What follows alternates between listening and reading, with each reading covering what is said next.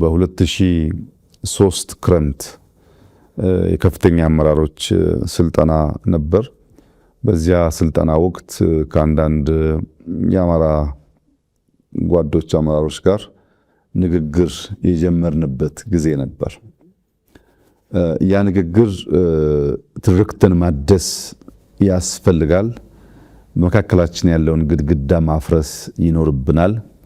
የነበረው ታሪካችንን ፈትሸን መርምረን ወደ ምንተባበርበት ወደ ምንተጋገዝበት በጋራ ወደ ምንቆምበት ቁመና ካልተቀየርን የኢትዮጵያ ነገዋ አስጊ ነው የሚል ውይይቶች ነበሩን። ያኔ የነበረን ውይይት በሶስት አንጓ የተከፈለ ነው። መገንባት የምንፈልገው ሀገር አለ። እዚያ ጋር ለመድረስ ግን ምን እንዳለን ማወቅ አለብን።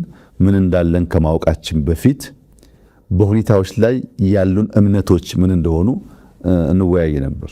ምን እናምናለን? ለምሳሌ ታሪክን በሚመለከት ምን ታምናለህ አንተ? በታሪክ ምልከታችን ላይ፣ በኢትዮጵያ የብልጽግና ጉዞ ላይ፣ በኢትዮጵያ ሕዝቦች በእኩል የመጠቀም በእኩል የማደግ ሁኔታዎች ላይ ያለህን ምልከታ ያለህን ብሊፍ ማወቅ አንተም ማወቅ ጠቃሚ ነበር። መጀመሪያ እምነቶቻችንን በሚመለከት ብዙ ጊዜ ረዘም ላለ ጊዜ እንወያያለን። በእነሱ ጉዳይ ላይ ከሞላ ጎደል መግባባት ሲታይ what we possess የሚለው ሁለተኛው ፓርት ነበር። ምንድነው ያላት ኢትዮጵያ? እኛስ ምን አለን? ምን እኔ እሰጣለሁ? ምን ታመጣለህ አንተ? ምን አጋጭተን ነው ያ የምናስበውን ነገር የምናሳካው? ያሉን ነገሮች ከለየን በኋላ ደግሞ ምን ገነባትን ኢትዮጵያ በምን መልክ እንደምንገነባ እናነሳ እንወያይ ነበር። አሁን አይተህ ከሆነ ብዙዎቹ እምነቶቻቸውን ከሌል በኋላ ስለሚያደርጉ ልክ ትንሽዬ ነገር ሲመጣ መሰረቱ የተስተካከለ ስላልነበረ ቶሎ ይፈርሳል። ሁልጊዜም ውህደት ሲፈጠር፣ ሁልጊዜም በጋራ መተባበር ሲፈጠር ግለሰቦች፣ ፓርቲዎች፣ ቡድኖች መነጋገር ያለባቸው እምነት ነው።